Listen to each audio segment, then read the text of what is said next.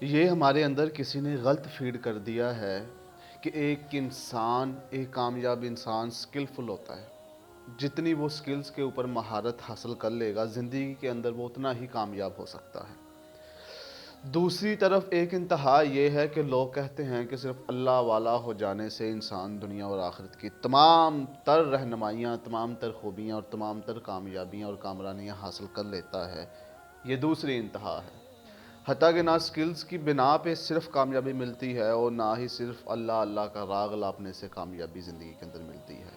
انسان کی زندگی کے اندر سکون، انسان کی زندگی کے اندر مقام،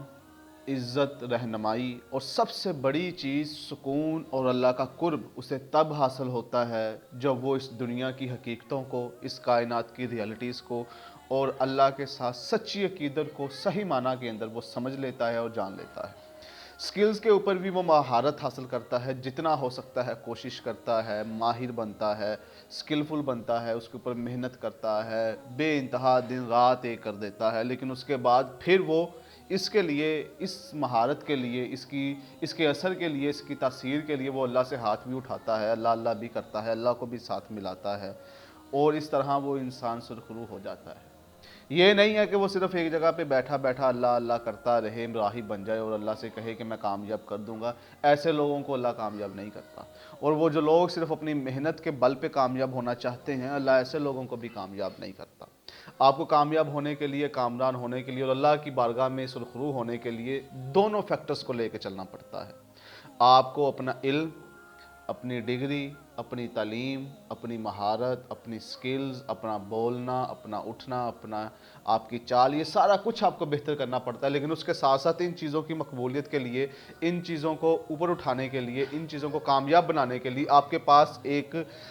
قدرتی فورس بھی ہونی چاہیے، ایک اللہ کا فیکٹر بھی ہونا چاہیے کہ جو آپ کی ان چیزوں کے اندر جو کمی رہ جائے، جو کوتاہی رہ جائے، اس کو بہتر کر دے، اس کو کامیاب کر دے۔ تو لہٰذا اس کے لیے اللہ کے قریب ہونا ضروری ہے۔ اور اگر آپ کے پاس سکلز بہت زیادہ ہیں لیکن آپ کے پاس اللہ نہیں ہے تو آپ کامیاب نہیں ہو سکتے۔ آپ کوئی مال کا سان نہیں کر سکتے، آپ کوئی چیز پتہ نہیں کر سکتے، اور اگر آپ کے پاس ان چیزوں کی کمی ہے، کوتاہی ہے، تو اگر آپ کے پاس اللہ ہے تو آپ کے پاس اللہ اپنی رحمت سے ان چیزوں کو بھی بڑھا دے گا، لیکن اس کے لیے اللہ کے ساتھ ساتھ محنت کا ہونا بھی ضروری ہے۔ کیونکہ اللہ اپنے دیندار لوگوں کو ہی کامیابی نہیں دیتا، جو لوگ لگن اور محنت کے ساتھ، توکل کے ساتھ، اخلاص کے ساتھ آگے بڑھتے ہیں، اللہ ان کے سر کے اوپر ہاتھ رکھتا ہے۔